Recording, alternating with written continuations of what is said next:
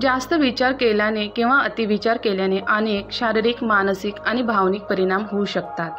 अतिविचारामुळे मनामध्ये सतत विचारांची पुनरावृत्ती होते, ज्यामुळे मन थकते. यामुळे ध्यान केंद्रित करणे आणि सामान्य कार्य करण्यास कमी ऊर्जा मिळू शकते. खूप विचार केल्याने चिंता आणि ताण वाढतो.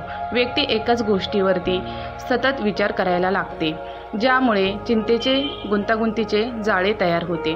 अतिविचारामुळे भावना अस्थिर होऊ शकतात. व्यक्ती चिडचिड, उदासी किंवा निराशा यांचा अनुभव घेऊ शकते. यामुळे सामाजिक संबंधातील दुराव्याची भावना वाढू शकते. अतिविचारामुळे निर्णय घेण्यात अडचण येऊ शकते. व्यक्ती अनेक पर्यायांमध्ये गुंतलेली असते आणि योग्य निर्णय घेण्यात अक्षम ठरते.